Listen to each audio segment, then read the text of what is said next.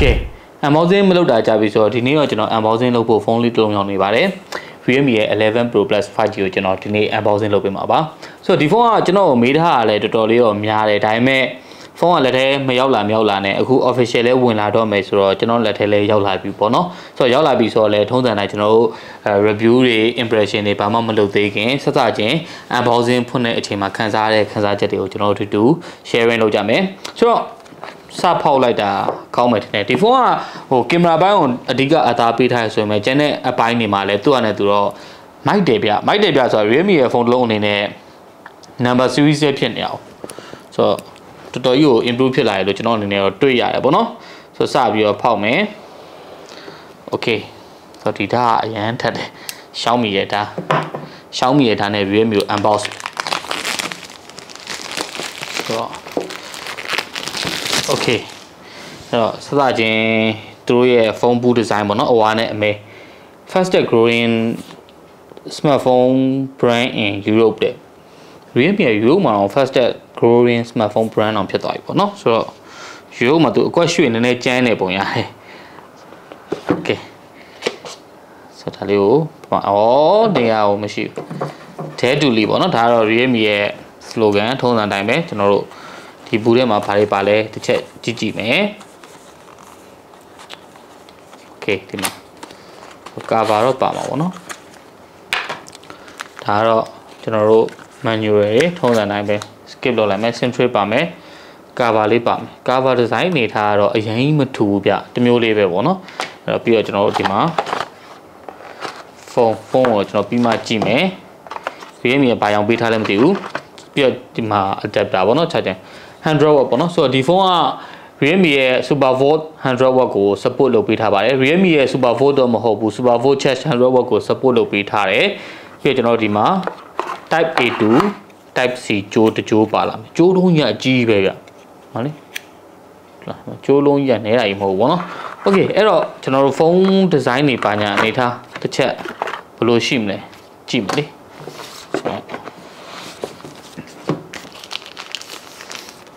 တန်ဟာ sunset beige ဟုတ်လားဒီကာလာဒီရောင်နာမည်ဘာလို့ပြဟုတ်တယ် sunrise beige sunrise ဆိုနေထွက်တဲ့အရောင် beige color ကတော့ကျွန်တော်ဒါချာ brand တစ်ခုမှာတော့ကျွန်တော်ကြားဘူးလေဗျဒီ brand နဲ့အောင်မမမီတော့ထားပါတော့ဒီလေသားလေဟိုဟာတော်တော်ကြီးကိုဣတယ်ဆိုတာက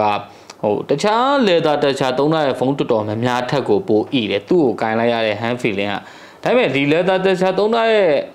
အဓိကပြဿနာကြာလာရင်ဒီတောင်းနေမဲသွားမလားပေါ့နော်အဲ့ဒါလေးကတော့နည်းနည်းစိတ်ပူစရာရှိတယ်ပြီးတော့ခလဲမှာသူ zip line ပုံစံလေးရွှေရောင်လေးနဲ့ငွေရောင်လေးကိုသူဒီမှာ line texture လေးပါတယ်အဲ့ line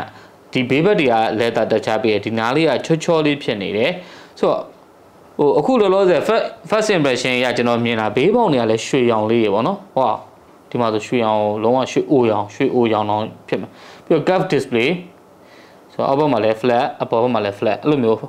flat တွေလုပ်ပေးထားတဲ့ဖုန်းတွေကိုကျွန်တော်သိသဘောကျတယ်ပြီးတော့ဒီအောက်မှာသူ့ရဲ့အဓိကအားသာချက်ဖြစ်တဲ့200 megapixel OIS camera တဲ့ဆိုတော့ဒီ main sensor ကျွန်တော်200 megapixel camera ကိုသုံးထားတာဒီကောင်းရဲ့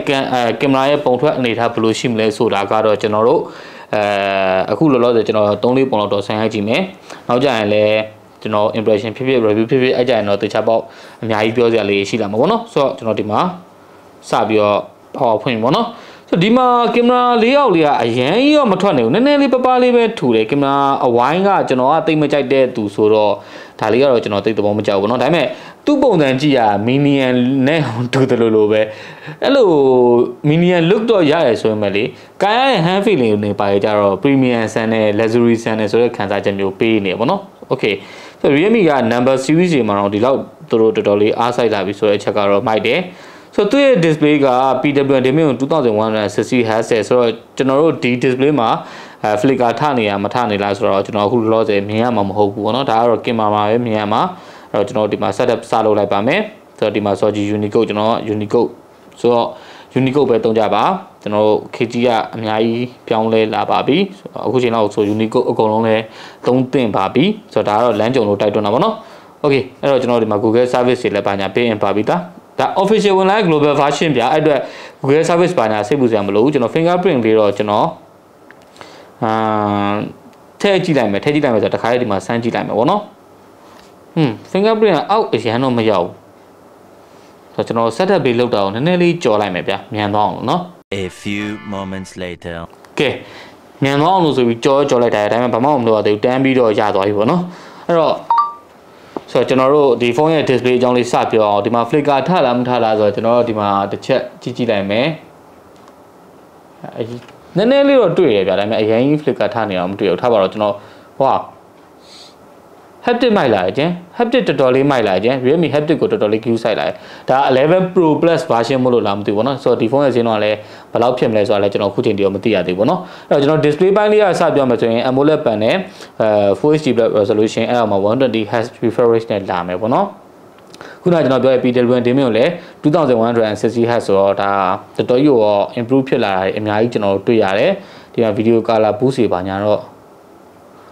ဒီမှာ color boost လုပ်မှာဆိုကျွန်တော် supported app တွေရွေးလို့ရမယ်ပြီးတော့ဒီမှာ screen refresh ကိုကျွန်တော်ဒီမှာ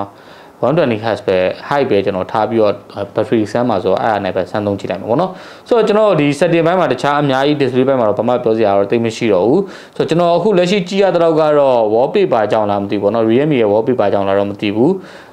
ဟုတ်တယ်ဒီလိုမျိုးစိုးတောက်ဣနေတဲ့ wallpaper လေးထားရမှာ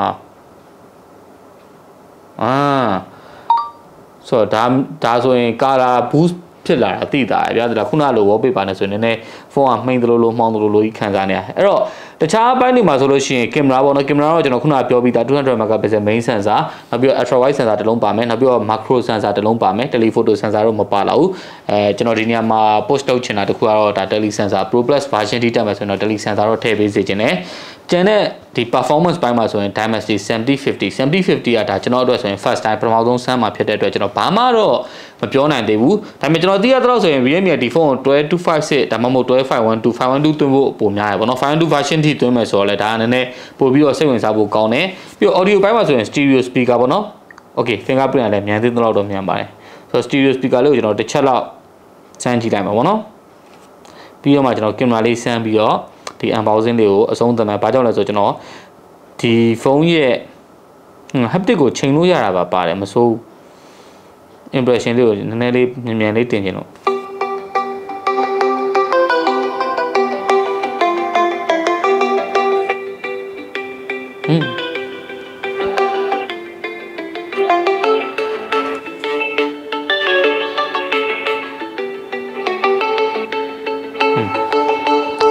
balance ဖြစ်တဲ့လောက်ဖြစ်တယ် stereo speaker လည်းမစိုးဘူး battery အနေနဲ့ကတော့ 5000 mAh အောက်မှာကျွန်တော်ခုနကပြောတဲ့ 100W နဲ့ဆိုတာကြီးကတော့တော်တော်လေးမြန်လိမ့်မယ်လို့ထင်တယ်အဲ့တော့ကျွန်တော်ပုံလေးနှစ်ပုံသုံးပုံလောက်စမ်းကြည့်မယ်ဆိုတော့200 megapixel နဲ့ရိုက်ပြီးတော့ဒီပုံလေးရဲ့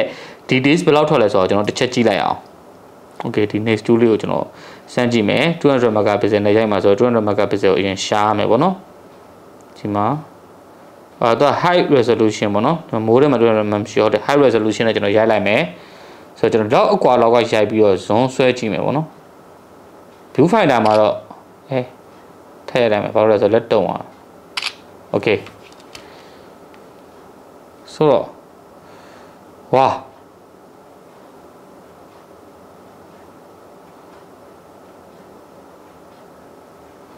ကင်မရာကောင်းတော့မယ်ဗျာဒီကောင်းသလား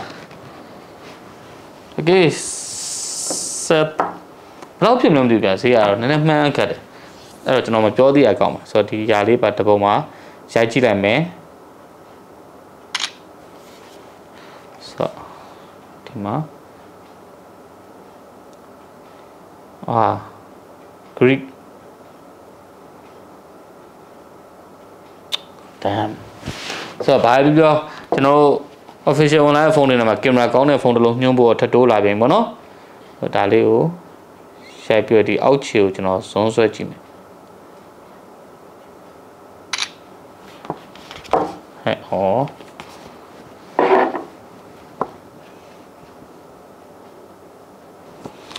ကင်မရာတော်တော်လေးမဆိုးဘူးပေါ့နော်ဆိုတော့ကျွန်တော် realme 11 pro plus 5G လေးရဲ့ unboxing လေးကတော့ဒီလောက်ပဲမကြာခင်အချိန်မှာပဲကျွန်တော်ဒီရက်ပိုင်းဖုန်းအရင်ကြီးစမ်းစရာမရှိတဲ့အတွက်ဒီကောင်လေးရဲ့ review တို့မဟုတ် impression နောက်ထပ်ဗီဒီယိုတစ်ပုဒ်လာဖို့ရှိပါတယ်အဲ့ကြရင်လည်းဆက်ပြီးတော့ဒီဖုန်းရဲ့ဒီ gaming performance တွေကင်မရာပိုင်း auto test တွေမှာဘယ်လိုအနေထားရှိလဲဆိုတော့သိရဖို့အတွက် page လေးကို like and subscribe လေးလုပ်ထားဖို့လည်းကျွန်တော်ဒီနေ့ကနေပြီးတော့တိုက်တွန်းလိုက်ပါတယ်အဆုံးထိကြည့်ပြီးတော့လည်းကျေးဇူးအများကြီးတင်ပါတယ်ဗျ